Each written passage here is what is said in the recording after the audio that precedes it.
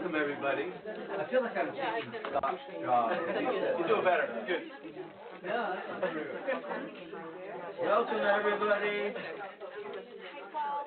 Thank you, Carol, Diane.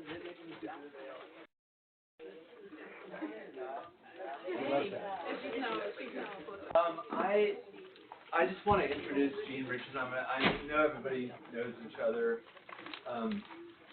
And I apologize because I'm giving a talk also that was supposed to start 6 minutes ago.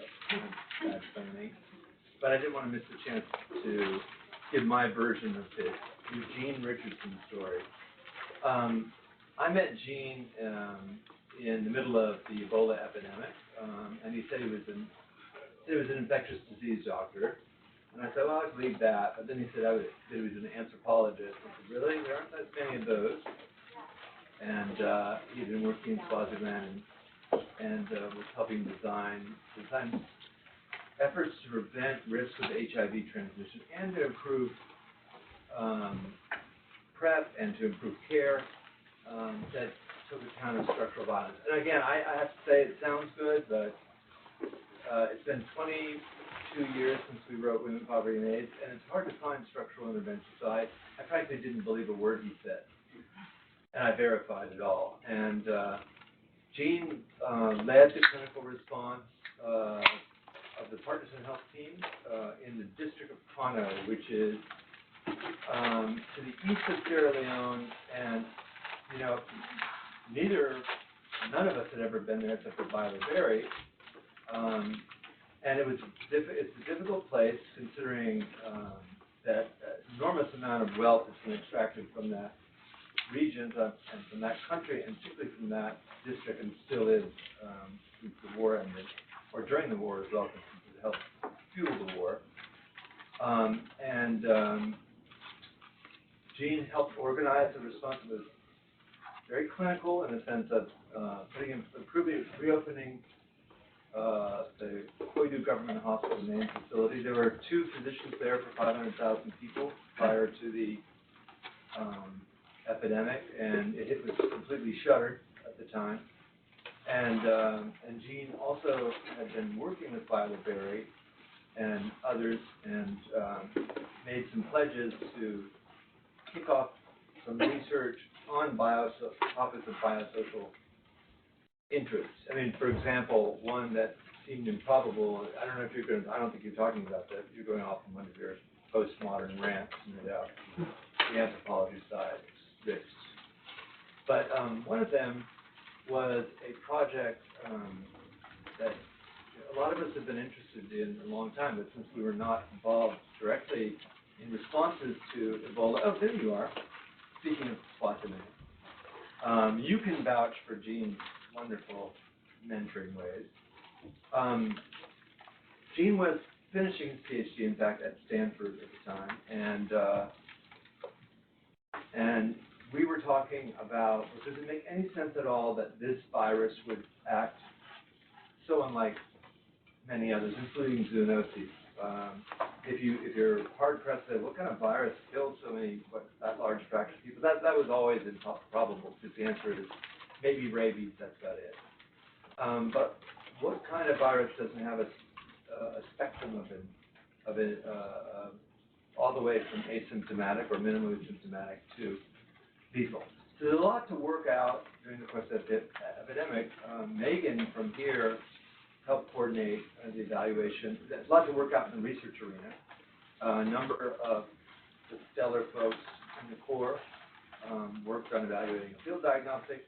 Gene went back and turned the question of, did we miss patients in using the much touted diagnostic or screening tools at the height of the epidemic, when there was a huge presence from what was left of the Ministry of Health and the Sierra Leonean providers, DFID, which is the British equivalent of USAID, militaries from all over the place. It's just a huge attention, and the idea was that we know when someone in this district has been sick. And we can tell by administering this really simplistic but necessary questionnaire. That seemed improbable to us. When Gene actually worked out a proposal, submitted it, it didn't get funded, and so he, I don't know, stole money from his parents or something and others, and went and did the study anyway. And that requires a number of gifts. One of them is not having a failed imagination, but being able to work in difficult circumstances with colleagues who are new to you. And soon we had the beginnings of an answer to that question. No, it did not make sense, and in fact, there were minimally symptomatic people with evidence of recent infection who had been missed during this time. And this raises a number of other things. I could go on and on. Some of you were here when he spoke about a question. Again, this is a question that's of great interest to anthropologists and others. What difference does it make to provide social and economic support to patients in the course of their illness and afterwards? And that you hear that as a rhetorical question, but rarely is it a research question. And all this while, of course, he's doing the rest of his jobs, which is taking care of people, working with others, and in his case, finishing up his PhD and coming here. I think that there are very few people in that subgroup of physician anthropologists who are infectious disease anthropologists interested in everything, who are able to conceive, conduct, and execute, and publish instructive work, and collegially, of course, with their colleagues from Sierra Leone. This is a very rare breed. I'm a big fan, as I think you can tell, and I hope, Gene, that you'll be here forever and ever, world without end. Amen. And I'm going to pass it over to you again with apologies for having to. He's going to talk about some of these variables, but I just wanted to give the background.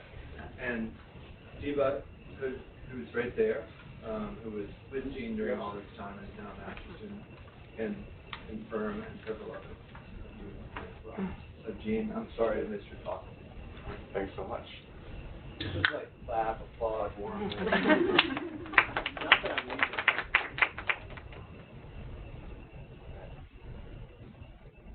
So thanks so much, Paul. And today I'm going to be borrowing some of your stuff once again. I'm going to be talking about a paradigm in epidemiological research called Causal Inference with a bit of immodesty. I can't wait to see if feathers fly. Somebody tape it. All the epidemiologists are up front, so. Anyway, I have no financial relationships, commercial entities to disclose. All right, so I'm not attacking epidemiology because my K is social epidemiology of Ebola. But as a critical theorist, I try to look at all disciplines that I'm involved in to see where there are ideological distortions. Because there are ideological distortions in all the work we do, and the hard part is sometimes being reflexive enough to see them or accept them when they're pointed out. And so this is not my quote. This is from an epidemiologist. And he says that epidemiologists find themselves in the awkward position of wanting to say in precise quantitative terms things that humankind has so far only been able to say vaguely and qualitatively. And so they're doing a good job of it, but sometimes it can be taken too far. And when it's taken too far, something like what Bourdieu would call symbolic violence results. And that's what I'm going to try and get into with big data and causal inference. Where the great parts of it are and where some of the symbolic violence may lay. So earlier at Outbreak Week and then 2 weeks ago at UCSF, I presented this paper, the chapter in the book I'm writing called something about on the coloniality of global health, a polemic, or epidemic illusions, global health and coloniality. I might ask you guys which one sounds better. This is a chapter in the book, not so big data, and I'm not going to talk about this one, but I'll give a few quick figures from the basic idea of it. And this chapter came about. I read a paper in Wired It's a 2008 article on big data, and by Chris Anderson, and he was talking about how big data promises multi-dimensional phenomena in full resolution, and the article was about how the big data people think that we may go so far as making theory obsolete, so that we're going to have so much data in the form of social media and CCTV cameras and what you're putting on, and what your phone is telling about where you are and what you're doing, that we're no longer going to need theory, we're no longer going to need models. All you're going to need is giant computers to compute everything, to tell you exactly what's going on in real time. And that's kind of scary, because right now people are using big data, and it's getting published in the big journals like New England Journal and the Proceedings of the National Academy, and it's not very big. So, for example, there were articles about using phone records during the Ebola outbreak, basically telling us that during the national lockdown, people stayed at home. Like, anybody who was on the ground knew that.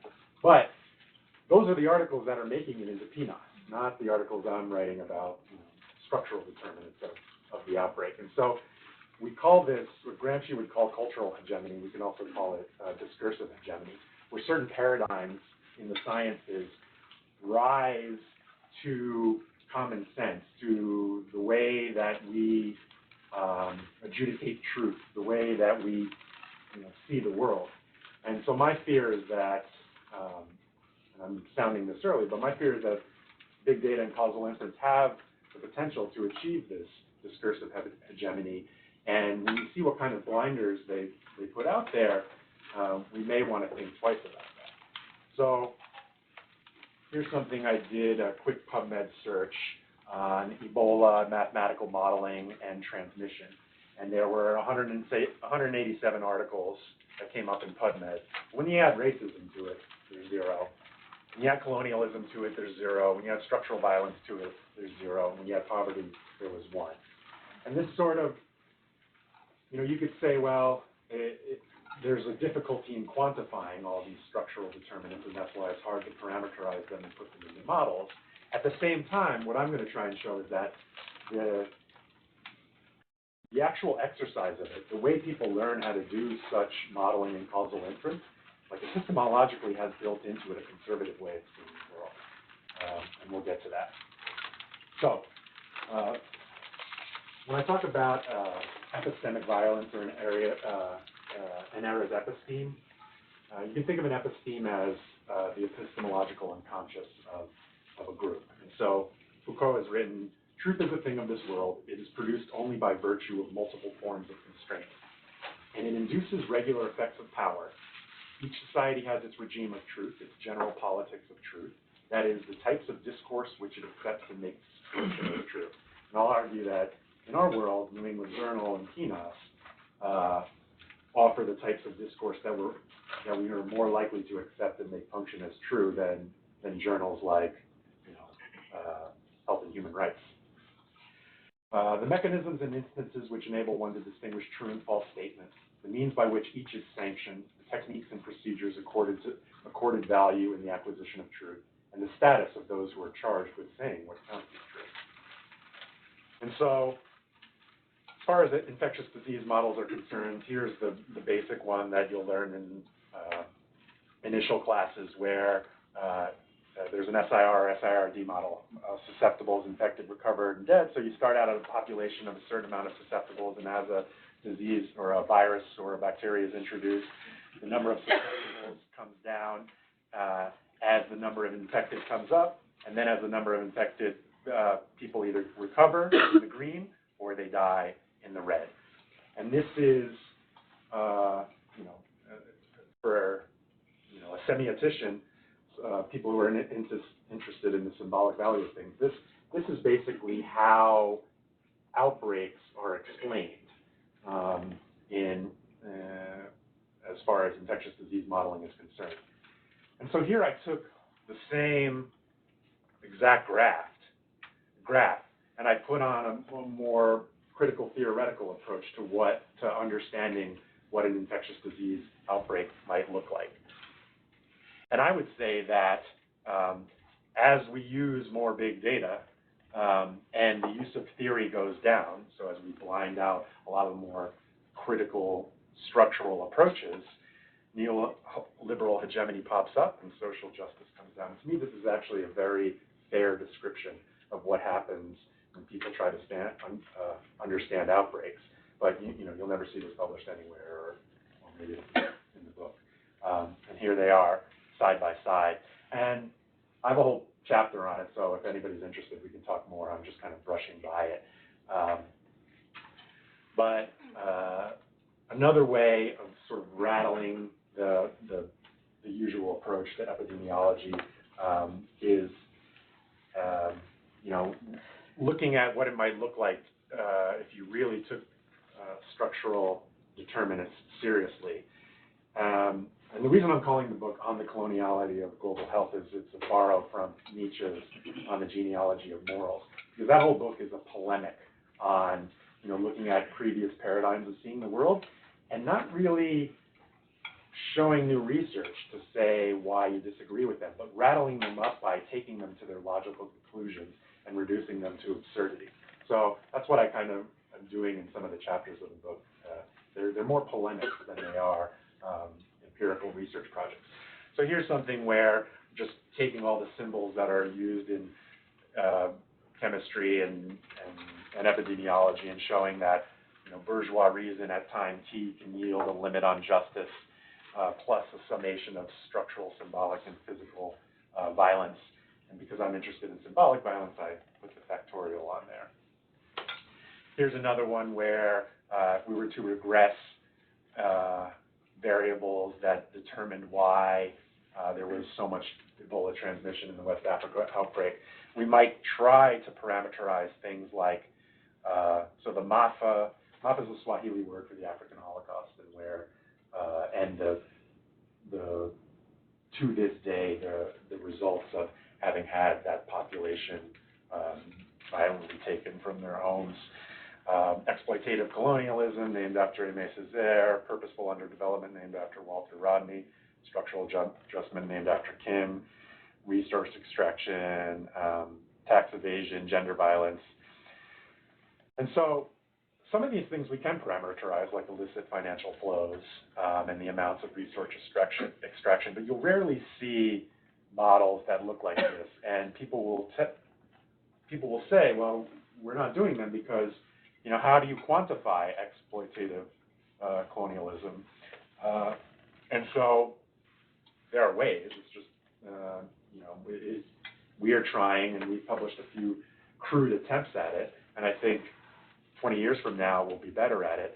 I mean, my point would be we shouldn't even have to do this, but if we're trying to speak the language of, quantitative policy making, then this is what it would look like to actually, and it looks absurd, but the idea is to show that, the current things that are getting published do none of this. And so the paper I use to critique in the chapter is one by I think it's Lee and colleagues. And they say in the abstract, this is a comprehensive overview of the outbreak, and the significant parameters that come out in their regression are: you were likely to get Ebola if you lived near an Ebola treatment unit, so that's pretty circular. If you had a lot of farmland near you, if the temperature was higher than other villages, and if you lived in a dense village. This is what got published in PNAS to tell the people in Sierra Leone why they got sick. The article that me and Paul published to tell people why they got sick, that did all the historical structural determinants, made it into HHR, and it's gotten like 30 citations, but it's not in PNAS. It's not in the journals that are set to determine what the upcoming episteme will be. And so, again, I'm sorry to breeze through that. I'm happy to talk about it offline. What I wanted to talk about today is another paradigm, causal inference. And so I borrowed this from, Paul always uses that Bertolt Brecht speech, a worker's speech to a doctor, in a couple of his books. Apparently, he got in trouble for using it so much. So this is not a big deal. It would be more funny for him. But I named it Immodest Causal Inference because Paul has talked about these immodest claims of causality. So here's one of the quotes. It is argued often social scientists mar contributions to an understanding of disease X by making immodest claims of causality regarding its distribution and course. Alternative strategies for future socio-medical research on disease X are proposed. And so the causal inference framework, it's gained traction and is now arguably the prevailing methodological perspective in epidemiology. Judea Pearl, who's a mathematician at UCLA, has gone so far to dub this paradigm shift as the causal revolution.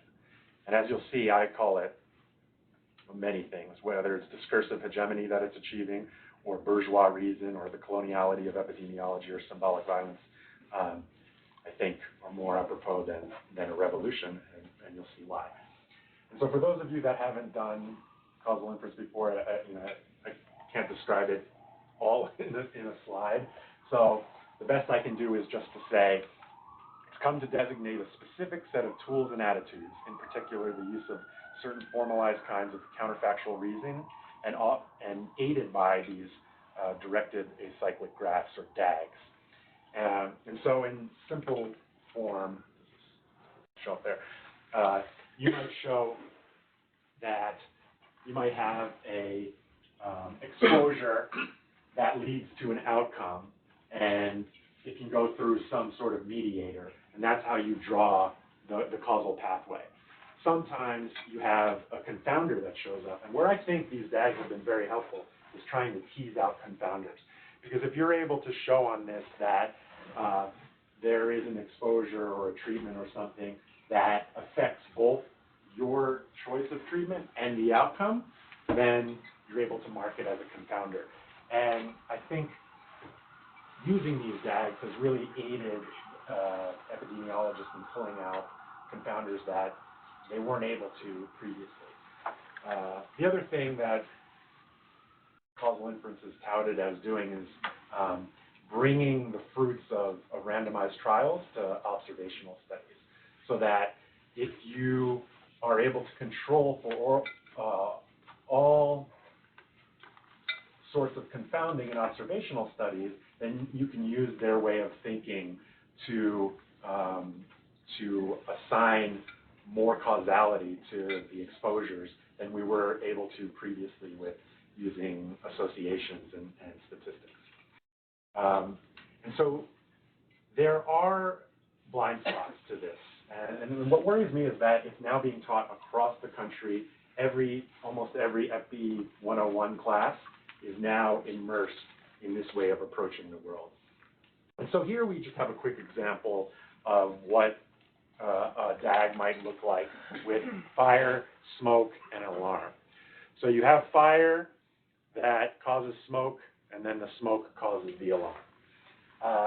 And if you were to set this up in the causal inference framework, you could look at it as the probability of an alarm being sounded in the setting of fire and smoke. And what worries me about causal inference is that it allows you to go from this here to this. Because since smoke is what causes the alarm, or in this example, is what causes the alarm, knowing about the fire is actually irrelevant. It tells us nothing more about the fire than smoke already tells us. So you can actually disregard fire. And so in an analogous way, if you were to look at the probability that someone is suffering from a viral hemorrhagic fever in the setting where there is Ebola virus, and there was a Ebola virus caused by the structural determinants of transnational relations of inequality in West Africa resulting from, say, the African Holocaust, you don't really, because it's on the path, you don't need to know anything about MAFA to make the claim that Ebola virus is causative of someone having a viral hemorrhagic fever. And it's like, yeah, it's true, it does cause it. But this type of thinking really discounts upstream determinants, and you'll see why that's helpful when we get to the paper I'm going to critique, because often they're hard to quantify, they're hard to define clearly, and the causal reference paradigm demands that you have well-defined exposures, and the MAFA is not a well-defined exposure. And because it's not, it just gets cut out of the analysis. And this will become, again, more clear when we get to the paper. Another way of looking at this is that, this is the analogy that Judea Pearl used in his book. It's called The Book of Why. It's about the causal inference revolution. And he said that, all you need to know about an alarm sounding is smoke, because fire doesn't add any more information. But that's actually not true. Most of these alarms are smoke activated and heat activated. And so the same mistake he made with that is the same mistake that people make with this, that the MAFA is also responsible for people ending up, suffering from viral hemorrhagic fevers. And so the way you fix that is that you control for it. So you control for fire by putting a box around it. You control for MAFA by putting a box around it. But that means you need to include it in your analysis. And so someone's written about, summed up what I'm trying to say in a street lamp analogy. So causal methods illuminate some potential treatments much more directly than they illuminate others.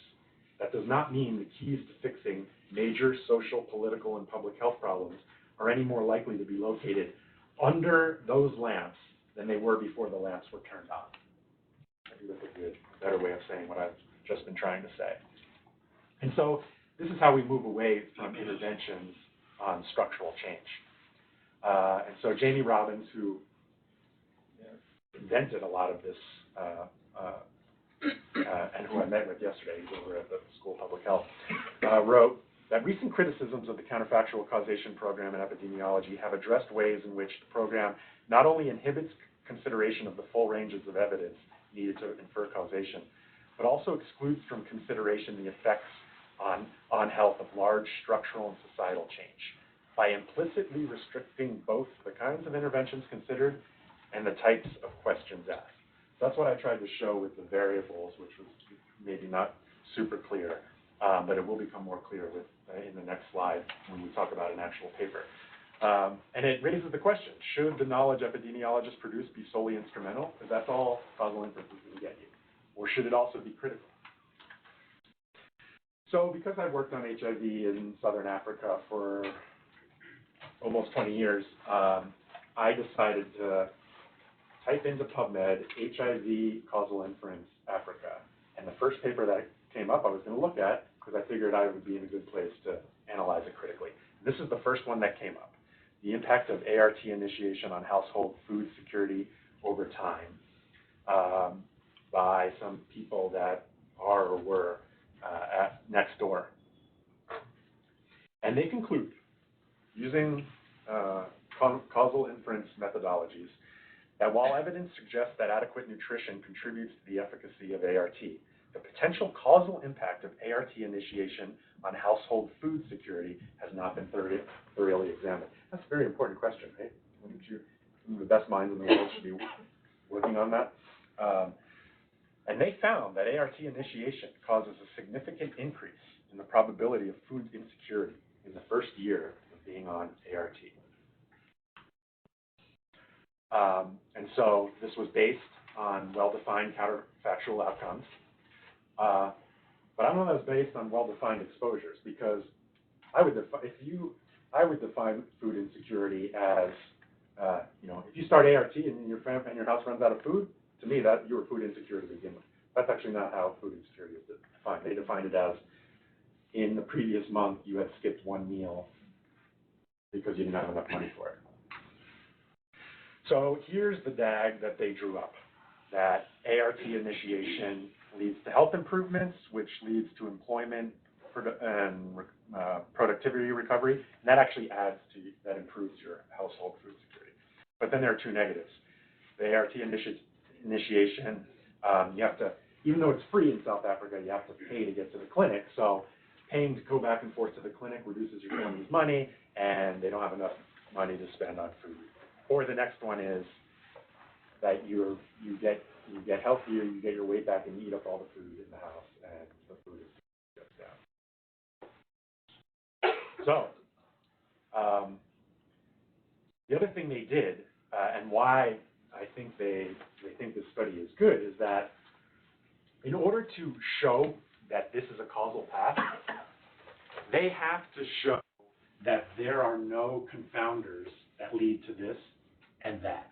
And the way they did this was by the records they had allowed them to do almost a natural experiment. And so they actually, and I didn't quite understand that part of it, but I'm going to give them the benefit of the doubt and say that what they think was quasi-randomized in their data set allows them to say that there is no confounding this way forward. And then that allows them to make,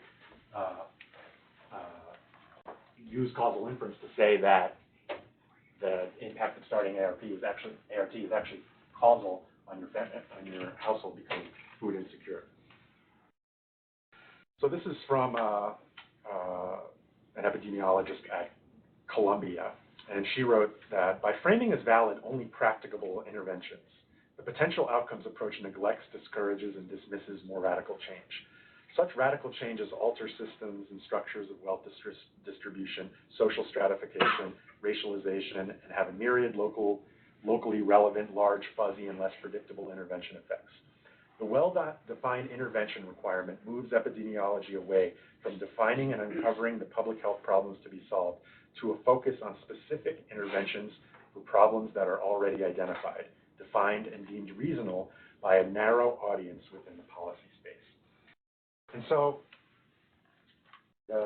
what I'm getting at is that if causal inference is achieving this discursive hegemony, and every FE 101 student is learning it and are going to apply it to the suffering that they see when they're working in the field of global health, they're going to be forced to do things like this because there's no farther determinant that you could get quasi-randomization for to actually build a causal inference model in this. You can never say, you never find out. So this was done in KwaZulu-Natal, where I live, where the adult HIV prevalence is 40%, where the legacies of apartheid are redolent wherever you go. Nothing about apartheid in this.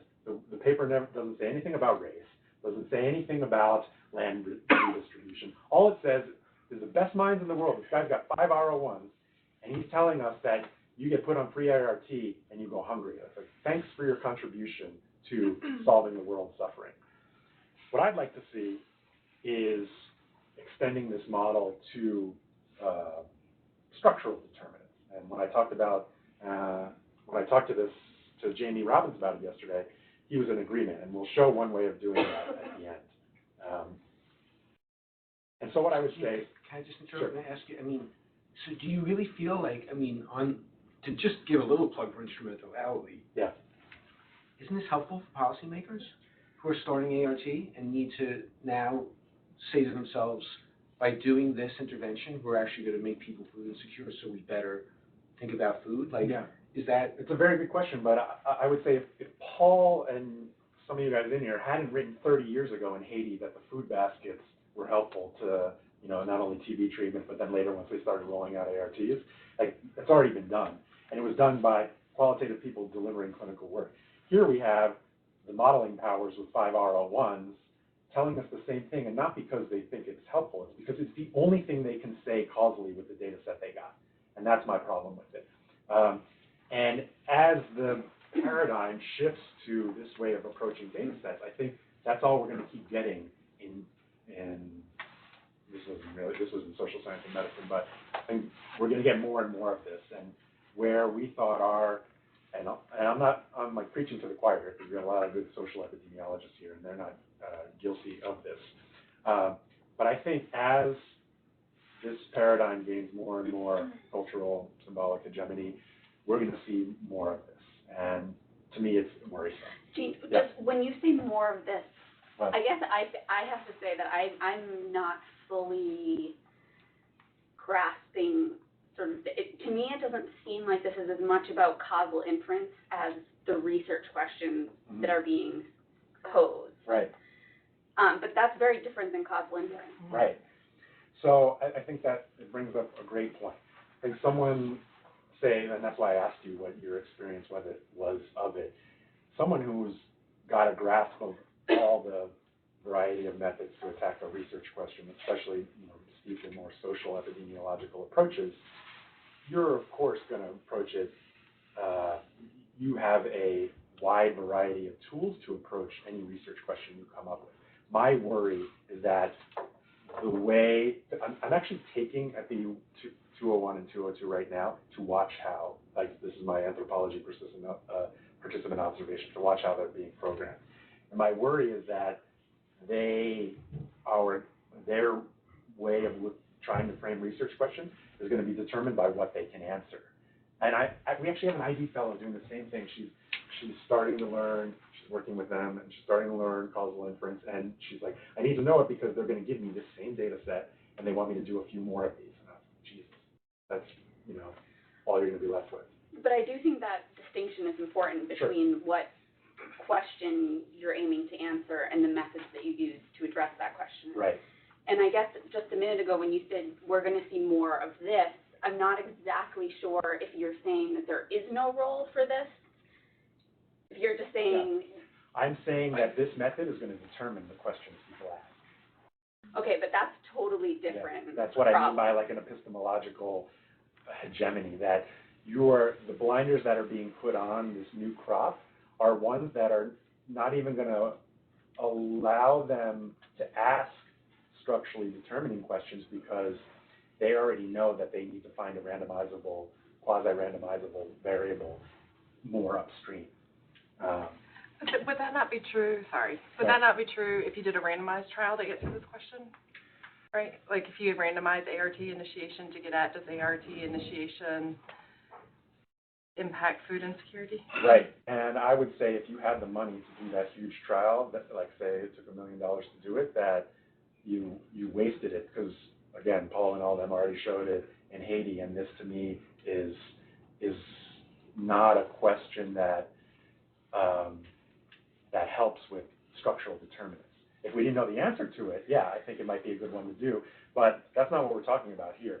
We're talking, I don't think these guys had as much volition as you're giving them credit for and saying they wanted to answer that question, because that question was already been answered. I think they were they were shoehorned into framing the question this way, because that's all causal inference would allow them to do with the data set. I guess, I feel like the fact that 30 years later, patients that are starting antiretrovirals don't routinely receive any nutritional support suggests that it's not enough. I guess I don't fully. Or you could say. I don't think they did this paper because they wanted another publication. I think they did. It's a PhD. It's a PhD student is the first author.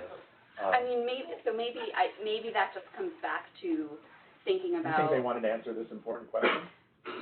I could see people in policy saying, oh, you give people ART, they're going to feel better in 2 weeks, they're going to start feeding themselves. Yeah. Like, you don't need to worry about it. It's not TB. It's the Lazarus effect. Yeah. Like, just give them ARTs, forget about food, they're going to do fine. And this says no, they're not. So, okay. Let me answer that real quick with this slide, and then we'll go to those questions.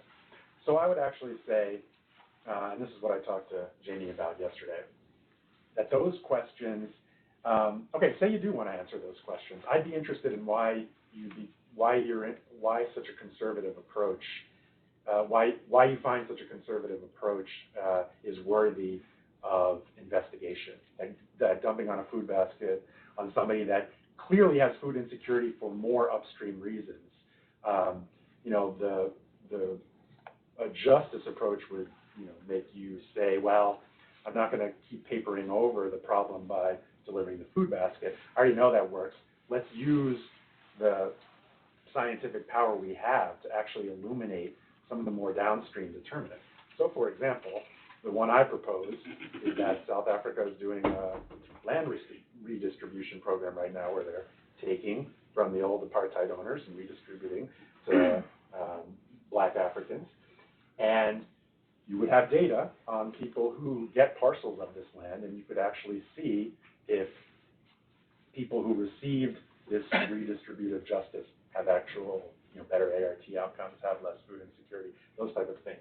And that is, would be using causal inference to examine a radical structural determinant instead of the one nearest by that you happen to be able to quasi-randomize.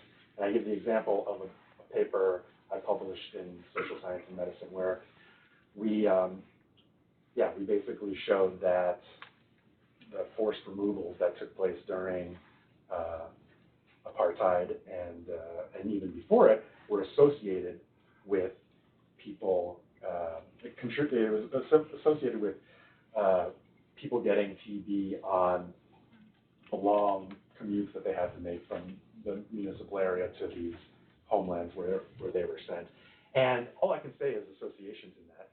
And I think the problem is that since that's not good enough, you want to be able to talk about causality, you move to the causal paradigm, and then you're left with not being able to do the paper that I did in the first place, because there's no way of randomizing that, or even quasi-randomizing like the exposure of a person's parents' forced removal, because you don't even know, you have to know descendants and all that kind of stuff. But it makes papers like the one I wrote less, it throws them more to the bin of soft science and makes them less likely to be used in policy. This is my fear as causal inference gets more discursive. So, I want to let you finish, but sure. I guess to follow up on Bethany and Molly's questions, to me, the issues that you're raising are with any reductionist paradigm. It's not unique to the causal inference paradigm. Right. And that's, I think, well established as a limitation of those approaches, is that you're not going to get answers on questions like the really important structural ones that we know underlie all of these, or many of these differences in access and outcomes and that kind of thing. So I'm struck by, and those were the forms of epidemiology that were taught when we were all in school, some of us at least, others got the causal inference. And to me, it's exactly the same thing, that it's not unique to this particular approach. Mm-hmm. And so I guess I would reply that my book is on the coloniality of global health, and I would basically say that the paradigm since colonial medicine, international health, is been redolent with bourgeois ways of seeing the world. That includes when you were trained in epidemiology, when I was trained in all of this. I think this is just a new mask for a conservative approach that occasionally people like you guys will break through and do more justice-oriented things. But my worry is that the paradigm that always comes to the fore to be the one that actually achieves this epistemic hegemony is the one that is the most conservative and supports the like if Salman was still here, the neoliberal powers that be. I think there's a lot more politics to this causal inference than it just being a nice way of showing cause. It also leaves protected affluence uncritiqued. It's a bourgeois way of seeing the world. And so all of the, regardless of what reductionist paradigm we're using, to me, they all have conservative elements to them. I'm just having to attack or critique the ones that are trying to replace some of the previous ones under the guise of objectivity. And I'm saying they're just as they have just as much ideological distortion as previous models, but they're being hailed as revolutions, and that's what scares me. And every Epi 101 person is learning them, and that's what scares me. Not every Epi 101 person is learning social medicine, and even our social medicine class is, sorry, got watered down. We're not allowed to say half the things that I'd be teaching across the river in a, post-colonial critical theory class. So I hear where you guys are coming from, and I'm not preaching to you. I'm preaching to a more mainstream adapters of the the tools that are out there. Maybe the book will put it together with various chapters, but that's kind of how I respond to that. I guess so following on Molly's thing, I think I'm maybe having a similar problem. You're critiquing a particular method as if the issues that you're bringing up are somehow, problems with this particular method. So if we just chucked that method and replaced any other quantitative analytic method, it would be better.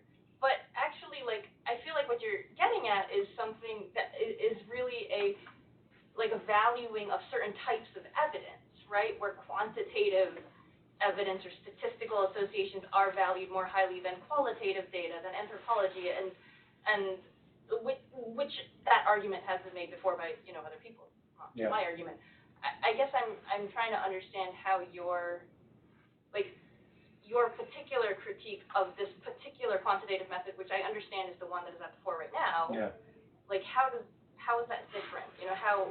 What is it that you want? Is it actually just that causal inference go away? No. Or is it that? I think there's some really good things about it. I'm use it, for for help, my own personal stuff, for figuring out where confounding is, but it has much more advanced applications. But I think I agree with you that, I would subscribe to a pluralist approach to gathering truth. Well, actually, let me do these last two slides because it speaks to it.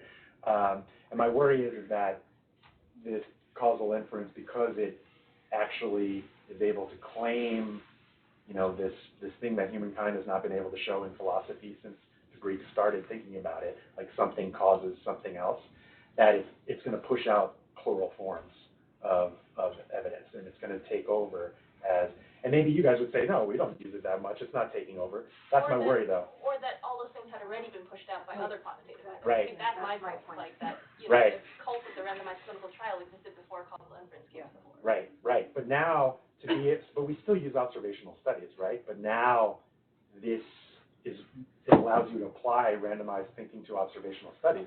So all the observational studies that I did that actually had a modicum of clout, I think, are getting pushed out even more than they were previously. And we could disagree about that. But I will say, so I'm looking at truth in a Nietzschean fashion, right? So what it then is truth. It's a mobile army of metaphors, metonyms, anthropomorphisms, a sum of human relations which have been enhanced, transposed, and embellished poetically, rhetorically, after which long use seem firm, canonical, and obligatory to people. This is my worry about what the causal inference paradigm is hardening into. And so, the way to push back against it, or at least, what I call myself, is a critical pragmatist. So, provides a means of making the Euro-centered epistemology or bourgeois reason hidden in causal inference more transparent. Pragmatists view truth or knowledge as being shaped by instrumentalist goals and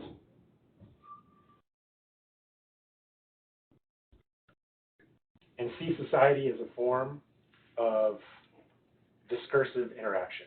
Critical pragmatists elaborate on this perspective by focusing on science as the will to meaning and power, and on methodology as a form of situated inquiry, while emphasizing construction of reality as a struggle between conflicting discourses and competing definitions of the situation. And I think when you have an approach that only allows conservative upstream determinants to be shown as causal, that you're constructing reality for those sufferers of it as being determined by, you have no food in your house because you started on ART. I mean, so don't start on ART if you want food in the house. I mean, it's absurd to me. None of it is working towards, did the Boers take all your land away and kill half your family, and so this is why you're left in a situation that, it's hard to sum up in a sentence, but there are ways of teasing out historical structural determinants that causal inference doesn't allow you to do. And I hear what you guys are saying about, our ways of approaching things, especially anthropology being at the lowest rung of the social sciences. So I know what it's like to be on, pushed out of every corner. But I think that this has the potential to seal the deal, and so I'd like to raise some of these critiques before it gets there.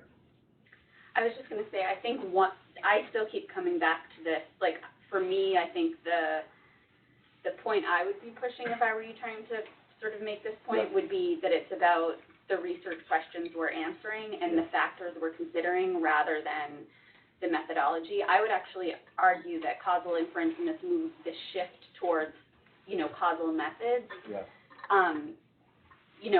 has encouraged researchers to be much more careful in terms of, not just showing that variable A and B are associated, but actually thinking about, a lot more critically about kind of what types of questions that they're trying to ask, why they're trying to ask that question, what the answer to that question would mean. Even in my peer reviews that I've gotten back on papers over the years, I see reviewers sort of pushing that a lot more. And so I think, I completely see your point about, I agree that, first-year epi students should also take social medicine, and I think that would be great. But I think for me, this is much more about the questions that we're asking rather than the methodology we're using. And I don't think that push towards causal inference is exacerbating that issue. Okay. It's interesting that you started this by noting that we're all in the front, but I have a similar feeling to Molly, and your choice of the term transparency, and that what you're after, and I think that's great. And to me, that actually is one of the things that causal inference has brought to EPI, is being more transparent about how the associations may be mediated and what's missed if they're not actually carefully accounted for in a way that I didn't do in my own earlier observational research. And I agree, that is a power of it, but it might be at the cost of cutting off, more upstream variables being used. So, for example, when I presented the big data thing at UCSF, but I got into a little bit of this, someone stood up and was like, yes, running into the same problem. I'm working on a project in Israel, and we were setting up our DAGs, and they wouldn't let me use water treaties as one of the variables, because how can that be part of a DAG? It's too, it's not quantifiable, it's not amorphous, and so. But it has to be part of the DAG. If you're doing proper causal inference, you need to have all the causes in the DAG. So I would say that is a misapplication of causal inference. Right, okay, so, and that was a lower fruit. I could have attacked those as saying, okay, yeah, people are going out and just dropping them, and all you have to do, this is why I said with the first one, if you don't have this randomization, all you have to do is find that downstream one, show that it affects both, and the whole thing is moot, but.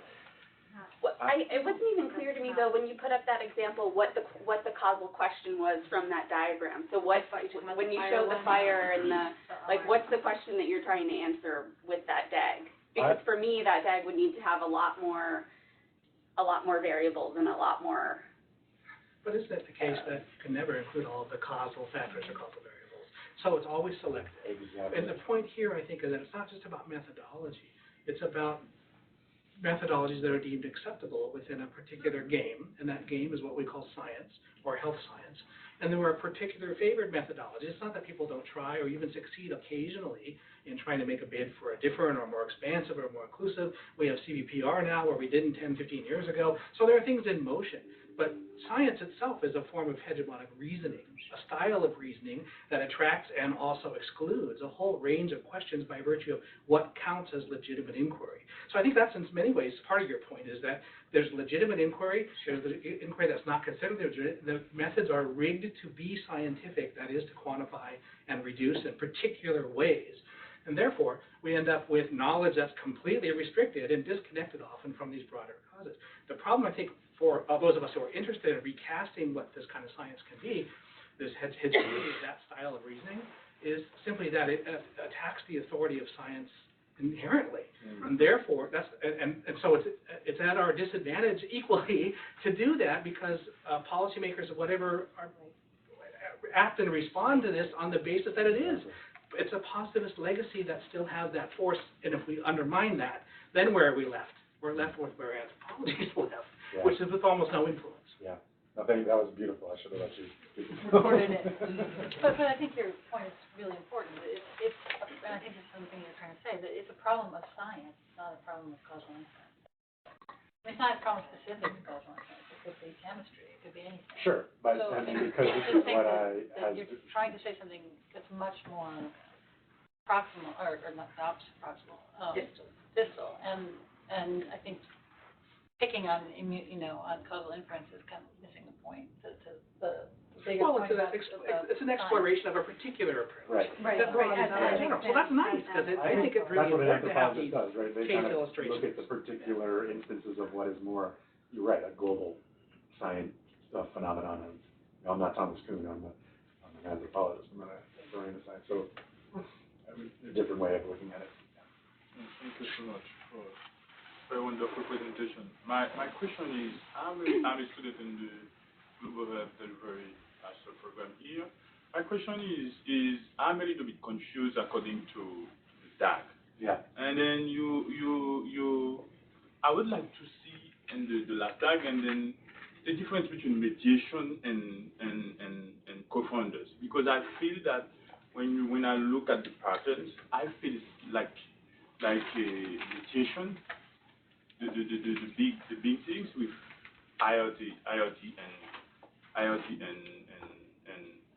food security. I feel it looks like a mediation patterns because and then a co-funding pattern. I don't know how can you help me to remove this confusing part in my head. Yeah. So the best I can do in a minute, because we're late, is to say that the way the DAG looks at it is that a mediator would be This the one with IoT and Okay. Well, I'll use this first to just show that a mediator has the arrow coming in and an arrow coming out. It's on the path from it. A confounder has arrows going to both from it. So, and that's why they're kind of fun to work with, because just by directions of arrows you can tell a lot. Their sort of DAG was all mediators essentially. For me, in mediation, like if I have to control for mediation, it's not the same. I have to control for co-founders. You can't, yeah. Because co-founders you can't are control parties, and mediation is not. I don't have the same. I think you introduced to control for them. When I look at, for example, IoT initiation, health improvement, empowerment, productivity recovery, and household food security, it's like a pattern, like a mediation way to address it. I don't understand really. I mean, you're not. Yeah, I think one of the number one rules of DAG is not to control on mediation. You're already sort of controlling on ART initiation because you've been able to stratify it with whatever quasi-randomizing they've used, and then you just follow through mediation. But you don't control on mediators. I think Crickson, if I can help him, I think his Crickson is addressing confounders that are not saying in that. Right. So exactly, but they claim they've done a quasi-randomization here, so you've removed the confounding because of that randomization process. Oh. If you were just taking observational ART initiation, you all sorts of confounders. I would like co-founders are two properties, and then you have the co-founder which is connected to the outcome, co-founder is connected to the exposure. Yeah. But and then for mediation, it's like a process that something, and then if, for example, the exposure, and then use this way to have an effect on the outcome. That means if I would like to look at really the effect of the exposure, I can, for example, if I control the mediation effect, I will have a downward effect on the crude estimation. And for this tabulation, it's like if I try to control for co-funding, I should totally show that the three properties of co-funding should be respected, and then this DAG doesn't show me really in terms of properties of co-funding what's happened. I mean, I think that's their point. There is no confounding because they randomized to ART initiation. So they removed confounding by randomizing to the exposure. That's the whole point of it. But whether you believe they've effectively quasi-randomized is a different story. You can look at the paper. No. There's that, as far as they presented, there is no confounding in this DAG because they've randomized to ART initiation. And there's health improvement. But But those are just mediators. So anything that's downstream from where you randomize can't be a confounder. I wanted to go back to the beginning. You were talking about big data and some of the connections you were drawing there. Talking to some of the people in like the epidemiology department who do causal inference stuff, I think many would argue, and I would certainly argue, that the causal inference framework is actually an antidote to some of the problems with big data, in that people in big data often do think, perhaps, at least some of them think, that you don't need theory, that you don't need to know about the subject matter you're studying. Right. And people from the causal inference paradigm, and this is something that, I mean, I've been a teaching assistant for FE 201 and 202, one of the things we emphasize is to draw these DAGs, you can't just look at a spreadsheet of variables. You need subject matter knowledge. We say that over and over again. You need subject matter knowledge. So in some ways, I think that causal inference and the fact that causal inference holds out a key role for the subject matter that studies whatever it is you're investigating, whether that be structural economic policies or some biological mechanism or all of those things. In some ways, causal inference can help us show why just having sophisticated computers to analyze huge data sets is not an acceptable way to, or not a sufficient way to understand how the world works. Yeah. So I mean, part of what scares me, and I've heard that in the class using Miguel Hernan calls the expert knowledge, that all expert knowledge of ideological distortion. So you're already incorporating it into something that he's claiming to be objective. I totally agree with you that there are fruits from both that can be useful when brought together.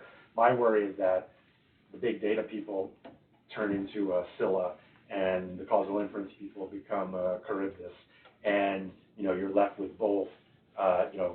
There's few that are actually using the fruits of both. Both are achieving a discursive hegemony that not only limits the other one, but limits all other forms of inquiry too. So, but I hear what you're saying. The people that can use both as part of their plural belt, their belt of tools, as a pluralist, I'm all for it. I guess, sort of put it in a different sense, I think that causal inference, at least at its best, holds out a role for those other disciplines, for other areas of scientific expertise in a way that I'm not sure big data does. That I think big data claims to be totalizing, or at least some proponents of it claim that it is a totalizing approach, whereas causal inference says you need the subject matter knowledge. And it's certainly a legitimate critique that causal inference is only as good, and this kind of actually gets to what Molly was saying about the example with water treaties. Causal inference is only as good as the completeness or validity of the subject matter knowledge, that subject matter discipline from which you've come. So causal inference can't really either help that or hurt that. Right, and Joe's right though. It'll never be complete, and it'll only reify the ideological distortions already built into your expert knowledge. Right. But I would say to causal inference not being totalizing yet, I think it's because it's not been around longer. Big data has been around longer as a paradigm and has had a chance to achieve more of a totalizing claim. Causal inference is on the way, but that's just my opinion. Yeah, I mean, I guess I'm sort of wondering about maybe a piece that's missing here is looking at the implications of this for work on more upstream determinants. And I not exactly sure I understand what you're saying in that regard. I mean, I feel like there's obviously this sort of history of social determinants arguments, and they've had a certain standing, and people, I don't know, I personally, you might find them more or less interesting because the social determinants in themselves you might want to act on independent of like their specific health outcomes. Like there's reason to not like colonialism and structural violence independent of whether it causes hemorrhagic viruses or whatnot. And so it's like it's not necessarily like to some people might not necessarily that link may not be necessarily that interesting even. But it sort of feels like what you're saying is that it's just difficult. It's always difficult to make arguments about the impact of politics and economics, and there are sciences that deal with that, and they struggle with that. Political science does, et cetera. Are you saying that this like that the fact that the science in some of the downstream determinants is getting better, or ability to get more definitive knowledge in those areas is getting better somehow weakens? I mean, it's just sort of, it seems like it's just a matter of there's some things that are more difficult to know with certainty, and it looks like this is allowing us to know with greater certainty some things that are downstream, and it's difficult to know with great certainty, things that are upstream, and that's just what it is. And I think those sciences of determining or just knowledges of, I mean, we already have the knowledge of the downstream determinants, but why is it that it doesn't raise to the floor, it doesn't get called causal, when we know that, it's very easy to see the association between what West Africa looks like and, the history of it. My question is, so why is it that every time a new paradigm comes around, it's also conservative? Yeah, we think that, all right, you're right, the last few ways of parsing things have been reductionist, like she said. So you would expect a new paradigm, if those are, if we're the ones involved in setting the upcoming episteme, would be more inclusive, would be more plural, would be, more pragmatist, would include we more. But it's not. Every discipline that seems to rise to the fore, whether it's economics, whether it's causal inference, they're all ultra-conservative. And to me, you can see the bourgeois reason going through them. They always discount radical intervention, structural intervention, and I think there's a reason for it. I don't think that it's not that the social science is not practicable, or we can't find ways of making these claims. It's that there will always be, I mean, this is what Marx said, with the ruling classes rule, are the ruling thought of the day. There will always be political forces that allow what shows up in PNAS and New England Journal to be more incremental, conservative ways of approaching the world. Not because it's better science, because it keeps affluence protected. Well, it seems like there's just interest in revealing mechanism and new targets for intervention. I mean, I think that the upstream determinants have been known, since, I don't know, 18th century, 17th century. I mean, they don't, like that, I think that, I mean, you could make an argument that there's another confounder there, right? Like that there's a confounder of just lack of novelty in mechanistic novelty in research on upstream determinants, that, that's the confounder. That sounds like bourgeois reasoning to me, though, right? You're defending, not attack, not looking at those. Am I going to get put in the gulag here? You of all people. You're from a Soviet Socialist Republic. I'm just saying, I'm being extra critical, but I'm saying where you find a way to defend not giving structural determinants their credo by saying that it's hard to mechanistically determine them, that to me is a perfect example of bourgeois reasoning. But I mean, you're calling yourself a critical pragmatist. Yeah. I mean, we hear the I'm critical. also bourgeois. Like I'm But trying no, but the pragmatist part of you. I mean, there is utility to some of these tools. I'm a pragmatist. But I agree with you. We need to reveal them for all their warts. Right. But there is a little bit of practicality. I mean, to get to your point that you're saying, why do these things persist? They persist because they serve capitalism. Right. Because they actually are instrumental and cause people to be able to accrue wealth. Right. And so they have some measure of practicality. Right. And I think it's rescuing the practicality from the ideology. I'm more of a pragmatist in the sense of a social constructivist of truth than in an instrumental pragmatist. but Okay. as part of my,